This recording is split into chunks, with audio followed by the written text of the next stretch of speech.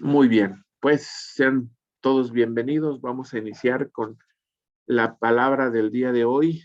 Yo creo que ha salido una palabra del corazón de Dios para cada uno de nosotros.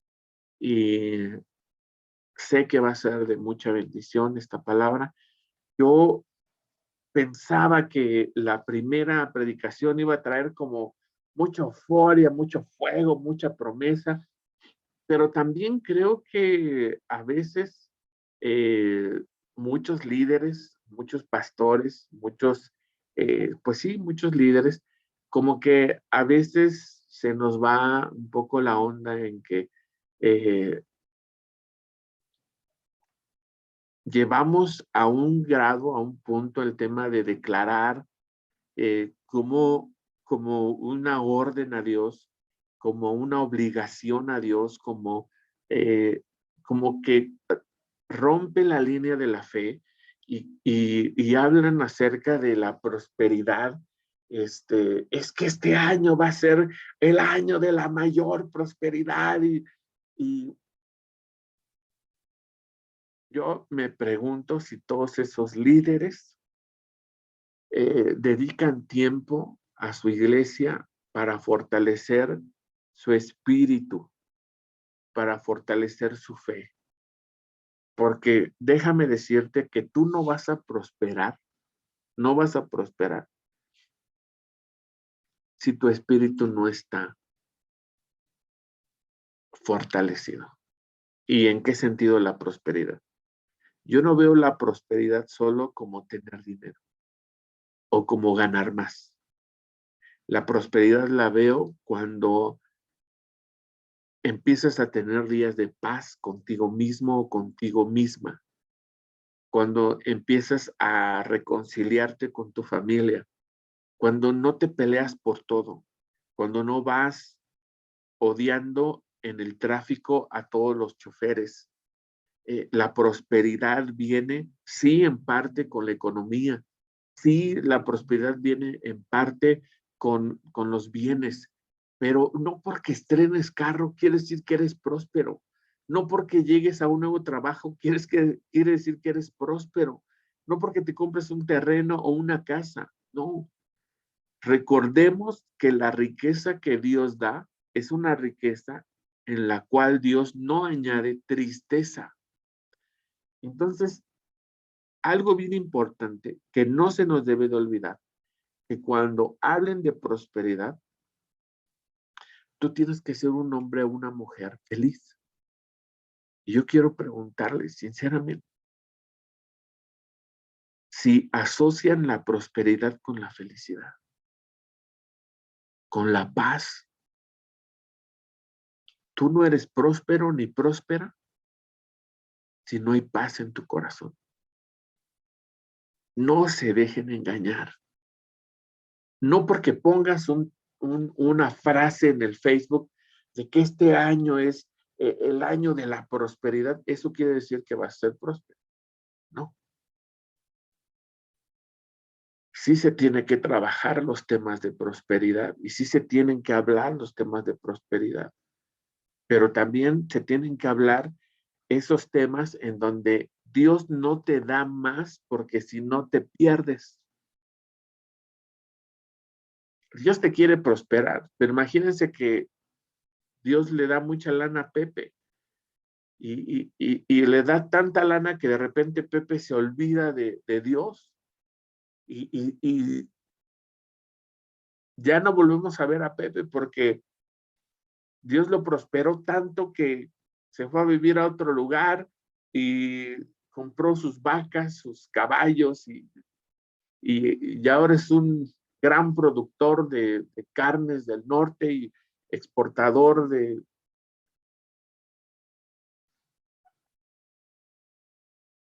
Yo quiero de verdad que todos ustedes prosperen, pero no quiero que sea una prosperidad falsa.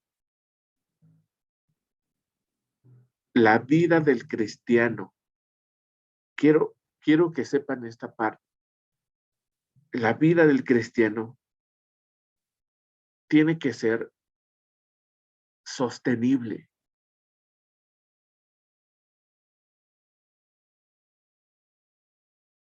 ¿Qué es lo que hace la permanencia de nuestras vidas en el cristianismo?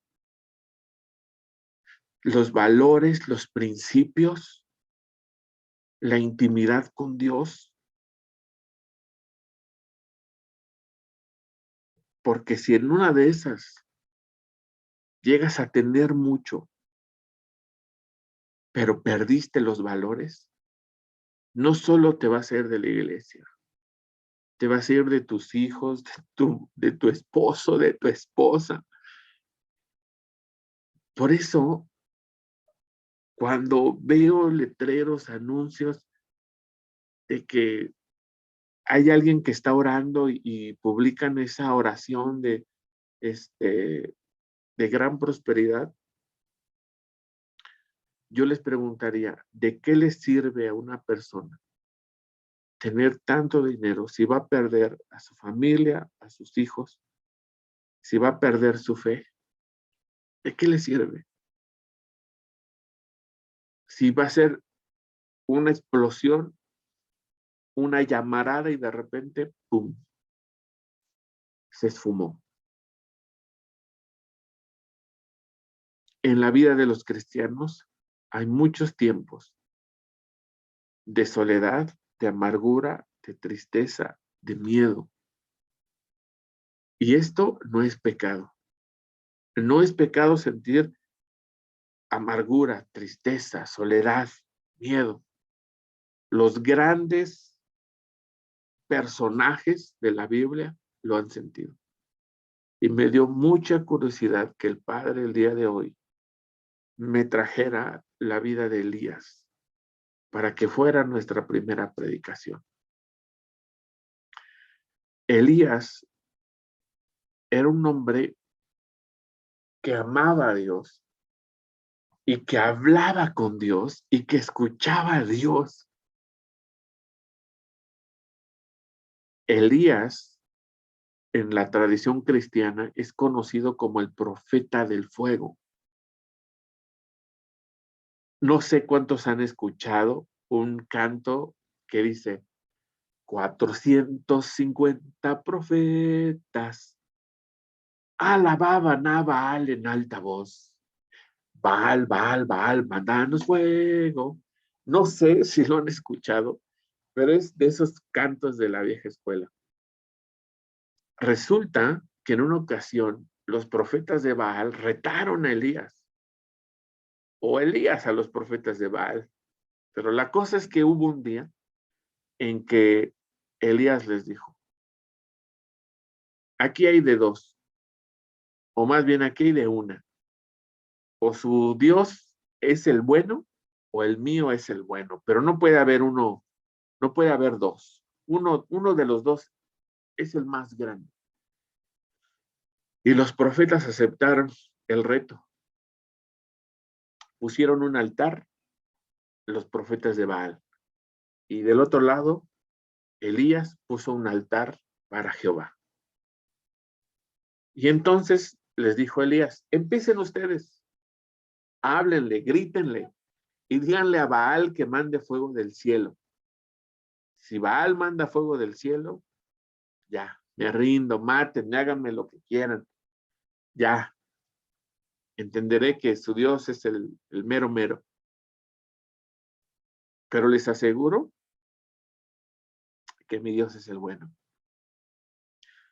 Y obviamente los profetas de Baal dijeron, ok, pues vamos a entrarle, y empezaron. Algo bien fuerte, porque, bueno, pues conocerán dentro de la religión católica que hay una práctica que se llama el flagelamiento. ¿Y esto qué significa? Bueno, pues que de alguna forma con unos cueros o con unas maderas, con algo, pues se golpeaban el cuerpo y se hacían cortaduras como sacrificio para que Baal los escuchara y pudiera mandar fuego. Y oraron, lloraron y gritaron y hacían mucha bulla, y Baal no contestó. Elías se burlaba mucho de ellos y les decía, grítenle más duro, a lo mejor anda sordo, grítenle más duro, a lo mejor fue al baño. Grítenle más duro, a lo mejor, y se burló. Ya llegó una hora del día en que ya estaban exhaustos. Elías estaba de cierta manera aburrido de ver que no prosperaba, y Elías les dice, ya, cállense, ahora voy yo. Elías todavía manda traer agua y manda hacer una zanja alrededor del altar. Era un altar de piedra, pero piedra de peñas y piedra fuerte. Y alrededor van a hacer una zanja. Y todavía les dice, y traigan agua. Y arriba del altar, pues recuerden que en el altar ponían el animal descuartizado, un sacrificio con la pedacería del animal. Y, y está ahí el animal, las piedras, la zanja, y tráiganme agua. Y empiezan a aventar cubetadas de agua. Y levanta sus manos al cielo Elías y le dice a Dios, yo sé que tú eres el Dios verdadero, manda fuego para que estos pecadores crean. Y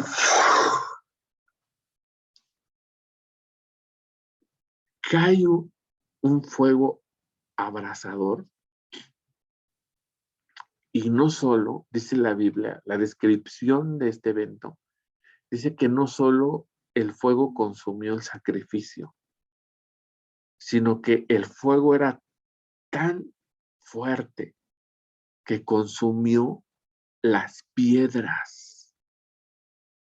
Y obviamente el agua que estaba ahí alrededor quedó evaporada. Todo desapareció.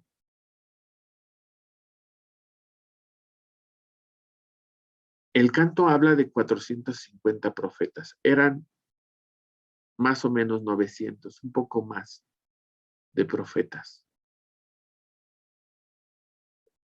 Y Elías decapitó a todos. Así es.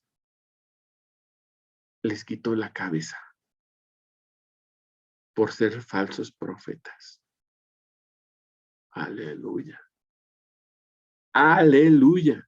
Ahora, vamos con unas pequeñas preguntas antes de pasar a la parte bella, ¿verdad? Sarita, cómo crees que se sentía Elías después de ese día? Después de haber visto el milagro del fuego y aparte haberse despachado a 900 profetas y les cortó la cabeza. ¿Cómo crees que se sentía, Sarita? Pues yo creo que se sentía gozoso. No por haber hecho, bueno, por haber demostrado que quién era su Dios, que su Dios era el bueno. Gustavo, ¿cómo crees que se sentía Elías después de esto?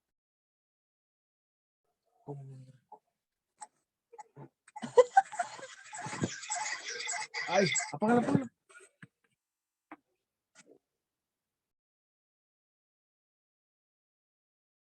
¿Aló?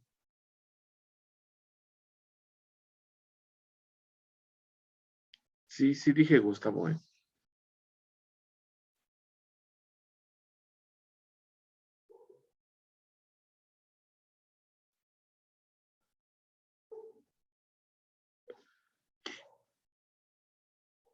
Tatis, ¿cómo crees que se sentía Elías después de este evento? ¿Cómo crees que festejó, que celebró? ¿Cómo se sentía?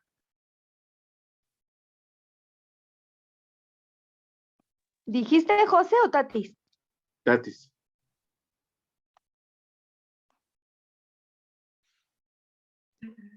Ay, pues yo creo que fue el día más feliz para él, ¿no? ¿Cómo te lo imaginas? Pues con un júbilo inmenso, sin fin. La locura, ¿no? Ujú. Ok.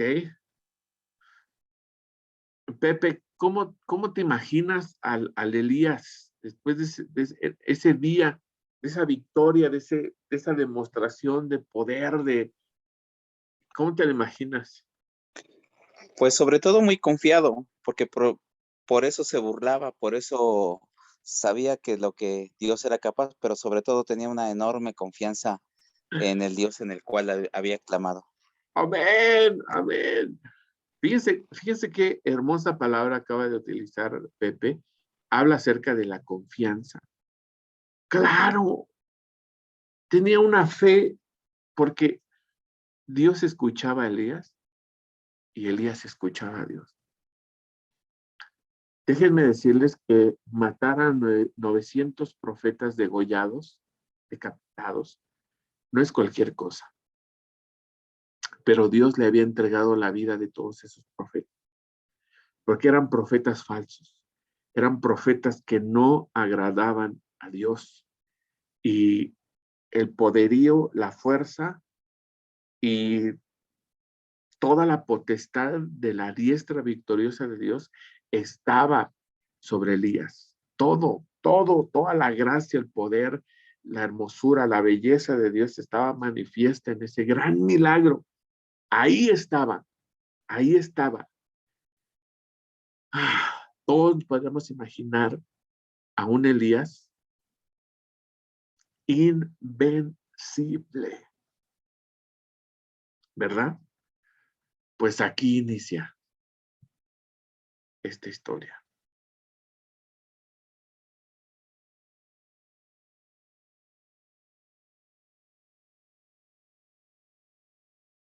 Les voy a pedir, por favor, que abran su Biblia en el capítulo 19 del libro de Primera de Reyes.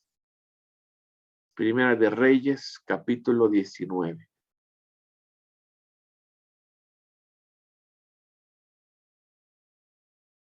Primera de Reyes, capítulo 19. Lo pueden leer ahí en su pantalla, pero si no, y de preferencia, pues abran su Biblia para que nos sigan con su vista. ¿Va? Ha pasado toda esta maravilla acerca del milagro de cómo hizo descender Dios fuego por la petición de su hijo Elías. Entonces podríamos ver a un Elías poderoso, confiado, fuerte, muy gozoso, muy entero, muy recio. Pero fíjense lo que sucede en el capítulo 19. Acababa de pasar esto, dice el versículo 19. Ahab le contó a Jezabel. Jezabel es una reina, pero ya lo platicaremos después. Le contó a Jezabel todo lo que Elías había hecho, y está hablando de lo de los profetas, y cómo había matado a todos los profetas de Baal. O sea, esta historia se extendió en todo el mundo. Entonces Jezabel mandó a un mensajero a decirle a Elías. Fíjense, una mujer mandó a decirle a Elías, te voy a matar como tú hiciste con los profetas de Baal. Si mañana a esta hora no estás muerto, que los dioses me maten a mí. ¡Ay! Hagan de cuenta que la Jezabel era como una especie de la reina del sur y el señor de los cielos. Era una capa. Entiéndase en este lenguaje,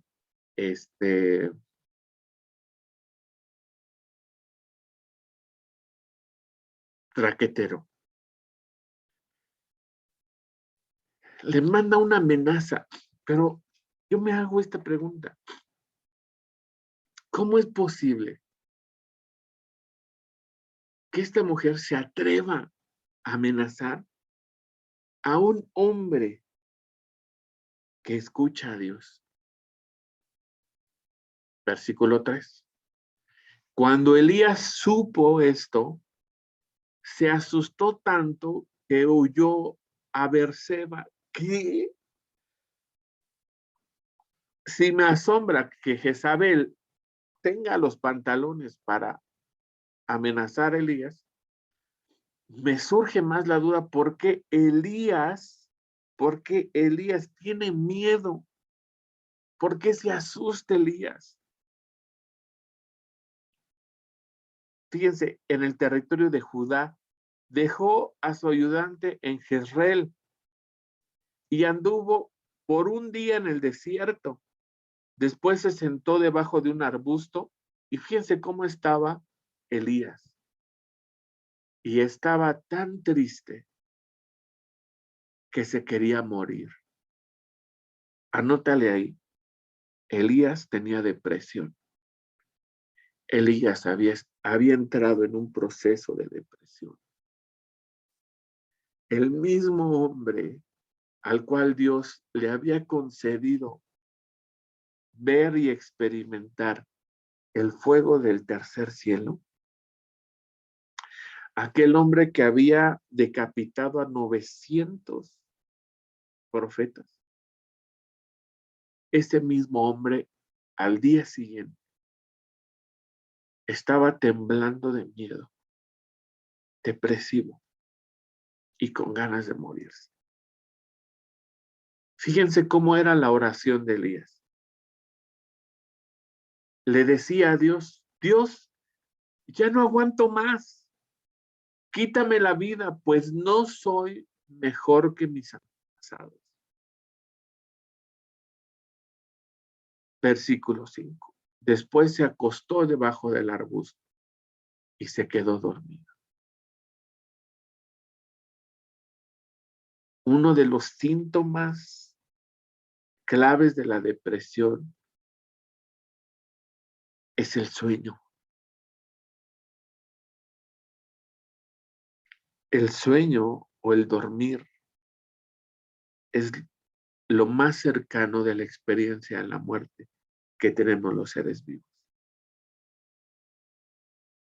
Y ahí debajo del arbusto se quedó dormido. Al rato, pero aquí viene la intervención. Al rato un ángel lo tocó y le dijo, levántate y come. ¿Qué le dijo? Levántate y come. Elías miró y encontró cerca de su cabeza un pan recién horneado. ¡Qué ricura! El pan de por sí, cuando nosotros caminamos cerca de una panadería, no conozco mexicano que no sea seducido por un aroma exquisito a un pan recién horneado. Y no sé cuántos conozcan a Pepe Le Pew, un personaje que tuvo que ser expulsado de las caricaturas por ser catalogado en esta nueva era como un acosador. Y Pepe Le Pew, cuando estaba enamorado de esa gatita, cómo volaba, ¿no? Así, correteando su nariz, siguiendo el rastro del aroma del amor. Así, cualquier enamorado del pan de dulce o un bolillito bien dorado, así, imagínense un poco cómo hay un pan recién horneado al lado de la cabeza de Elías, lo huele y se da cuenta que el ángel ha dejado ahí un pan para él, y no solo un pan, sino una jarra de agua. Así, fíjense, así que comió, bebió y se acostó de nuevo. Elías estaba cansado, pero no era su cansancio físico, era algo del espíritu, era algo de su interior, algo se había roto, algo estaba mal, algo quería permanecer dormido. Versículo 6. Elías miró, no, versículo 7. El ángel de Dios fue por segunda vez tocó a Elías y le dijo por segunda vez, levántate y come, pues el viaje será largo y pesado. Aleluya. El alimento que le estaba dando era solo para el viaje. Pongan mucha atención, porque lo que le estaba dando el ángel solo era para un corto tiempo. No lo iba a sostener toda la vida. Solo era como un shot, como un impulso de energía, de valor, de vida, porque lo que necesitaba hacer era un viaje. Pero la pregunta es, ¿y a dónde lo quería mandar el ángel? Aleluya. Aquí viene lo más hermoso de esta historia. 8. Entonces Elías se levantó y bebió.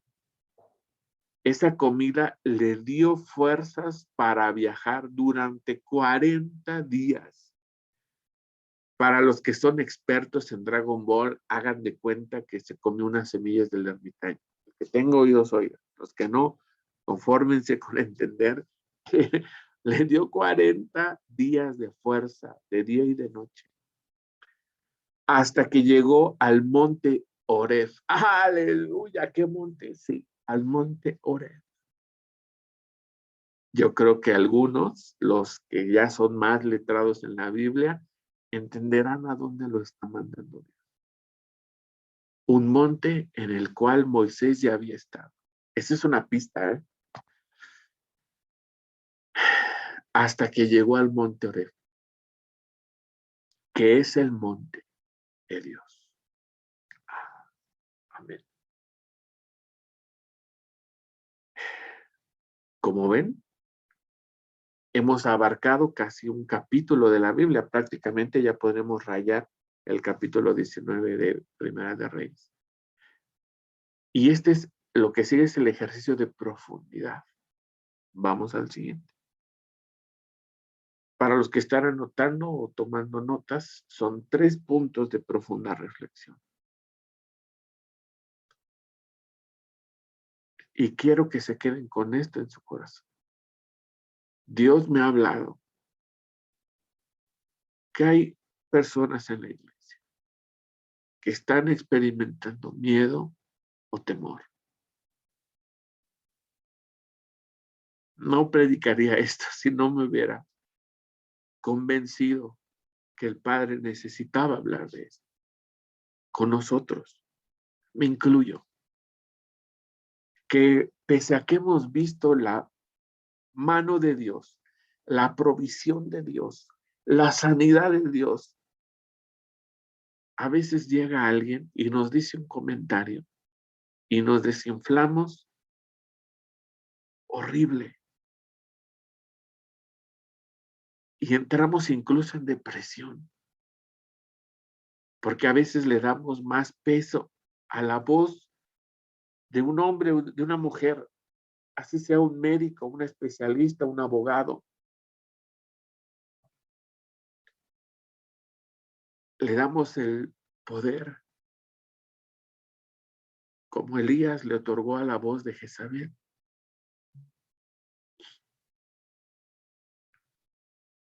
Pero hoy quiero dejarte ese camino que Elías siguió para salir de esa depresión. Elías también es conocido como el profeta depresivo. Habiendo llegado a tal nivel de explosión, de euforia, de éxito, de logro, al día siguiente estaba escondido en una cueva hasta que Dios envió a su ángel. Primer punto de reflexión. Elías pronuncia estas palabras y dice, no soy mejor que mis antepasados. La depresión de Elías proviene de compararse con alguien más. Y déjame decirte que tu tristeza o tu ansiedad puede provenir que tú mismo estás comparándote con alguien. Pues es que mi mamá guisa mejor que yo o guisaba mejor que yo. Es que mi mamá era más sabia. Es que mi papá era más sabio.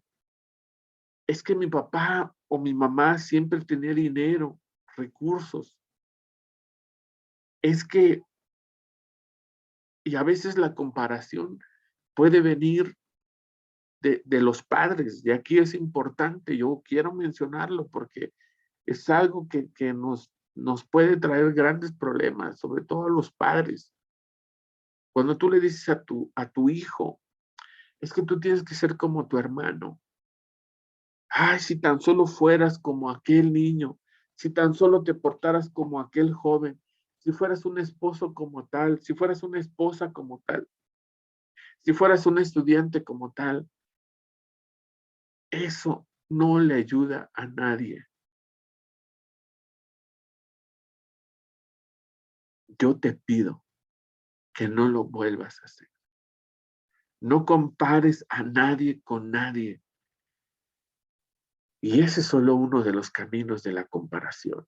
El mayor problema, que yo así lo considero, mira, que la gente te compare con alguien, ya mándalos por ahí, por un tubo.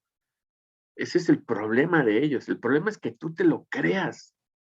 Tú tienes que saber que Dios pagó precio de sangre por ti.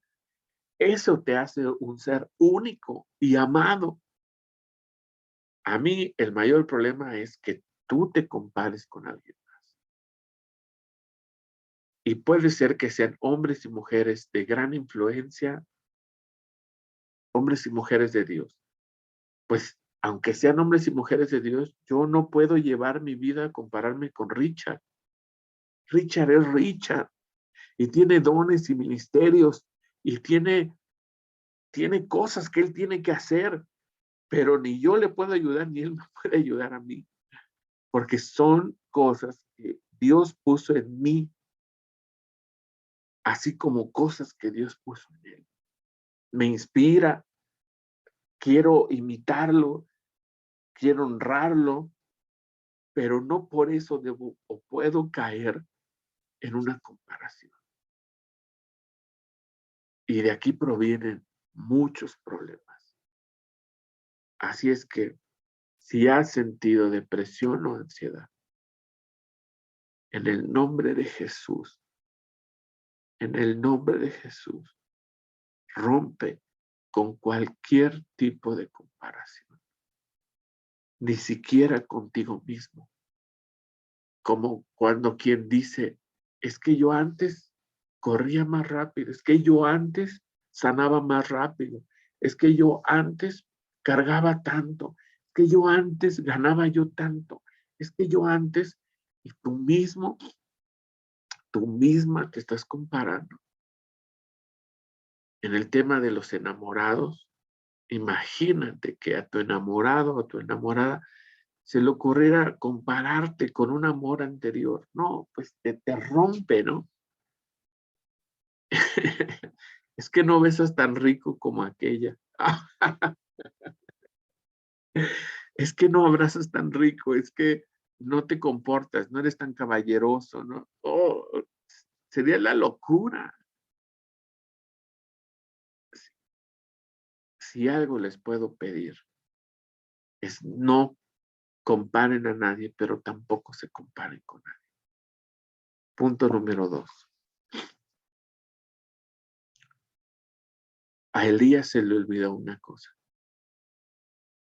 que no solo de pan vivir el hombre. Por eso, hace ratito hablábamos acerca del éxito y de la prosperidad y que este es el año. No. Tú quieres ver prosperidad. La Biblia tiene candados. Busca primero el reino de Dios y su justicia y todo vendrá por añadidura. Esa es la prosperidad que vamos a predicar en este. Que tu vida sea sostenible, con cimientos profundos, Así, todo lo que construya se va a mantener en su lugar. Pero si no tiene cimientos profundos y buenos, con cualquier vientecito, con cualquier rachita que te vaya bien, ya te vas a perder. No inventes. Y este es un super tip. Y aquí es donde yo voy a enganchar el propósito del discipulado de este año. Mateo capítulo 4, versículo 4. Él respondió y dijo, escrito está. Y él está hablando de Jesús. No solo de pan vivirá el hombre, sino de toda palabra que sale de la boca de Dios. ¿Y cuál es ese lugar por excelencia donde salen las palabras de la boca de Dios? Efectivamente, la Biblia. Así es que si quieres salir de depresión, de ansiedad, de tristeza, de angustia, es que no sé qué hacer, es que no sé a quién acudir, es que no sé, ¿has pensado en alimentar tu espíritu? No solo de pan vivirá el hombre, sino de toda palabra que sale de la boca de Dios. Ahorita recuerdo que necesitas comer palabras de Dios así. Necesitas comer todos los días palabras de Dios. Hay un testimonio hermoso respecto a la lectura de los salmos. Hay un hombre que fue condenado o simplemente el doctor lo desahuciaron, le dio las noticias de que su enfermedad era final y le dio 1 año de vida. Este hombre testifica que en su entendimiento dijo, si yo leo los salmos, Dios me va a dar más vida. Y empezó a leer salmos. Y ese año no murió.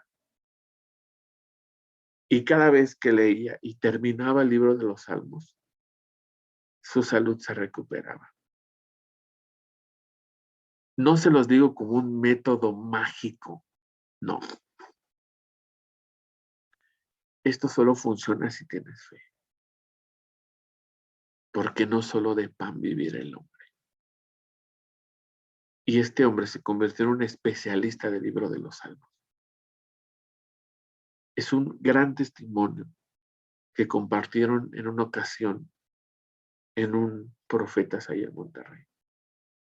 Un hombre que sanaba leyendo el libro de los salmos. Y yo te aseguro que en este tiempo que estaremos leyendo la Biblia, Dios estará hablando a tu corazón. Y también mantendrá tu mente alejada de solamente cosas meramente materiales. Y el tercer punto de reflexión. Recuerden, la comida que el ángel le dio, el pan y el agua, solo era para darle energía por 40 días y 40 noches. Porque aquí hay algo bien importante. Lo que le interesaba al ángel de Jehová era que llegara al monte Oreb. Aleluya. Ese monte Oreb es algo maravilloso. Es el monte de Dios. ¿Qué dice Éxodo capítulo 3, versículo 5? Dios le dijo, está hablando de Moisés, Dios hablando a Moisés, no te acerques más, quítate las sandalias, porque estás en mi presencia. ¿Cómo le dijo? Estás en mi presencia. El monte Oreb ardía. El monte Oreb temblaba. Ese lugar en donde la presencia de Dios descendía. Ese lugar en donde Moisés encontró el propósito y el destino de su vida. Aleluya. Nada te hará tanto bien como estar en su presencia. Ahí encontrarás propósito y destino. Aleluya. Leer la Biblia es importantísimo.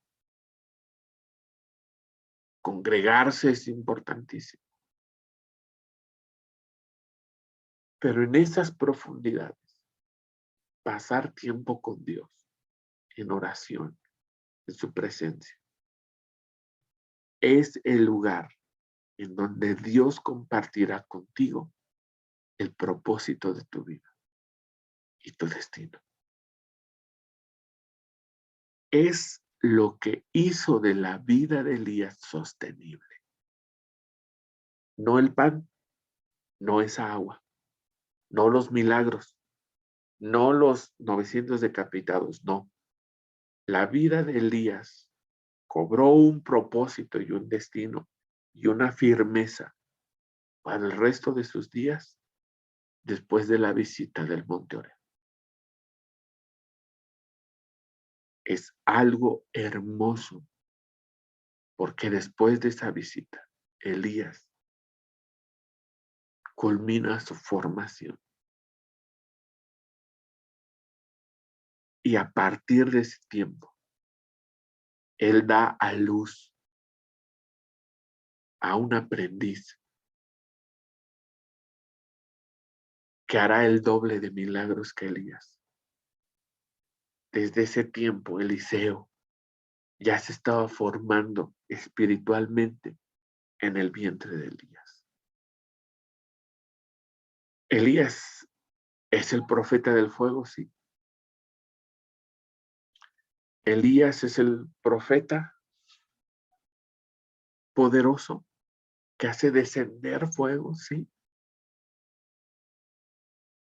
Pero lo que sostiene la vida de Elías es el encuentro con Dios en el monte Oreb. ¿Cuál es entonces mi deseo para ti? Que busques encuentros en el monte de Dios. La bendición está en que Dios no está en los templos construidos por hombres. Di conmigo, Dios está aquí. Dios está aquí. Este es el lugar de encuentro con Dios. Tienes una enfermedad, una necesidad, un problema, una angustia, una depresión, ansiedad. Este es el lugar de encuentro. Este es el lugar de encuentro. Hoy el Padre te dice, levántate y come, porque el largo camino te queda. Oramos. Oramos. Padre, en el nombre de Jesús. Ha iniciado un nuevo año con amenazas de enfermedad, con amenazas de economía, con amenazas de fuentes de empleo. Hay muchas cosas, Padre, que amenazan la integridad de los hombres, de las mujeres, de los niños, de los jóvenes. Pero el día de hoy, en el nombre de Jesús, hacemos a un lado eso.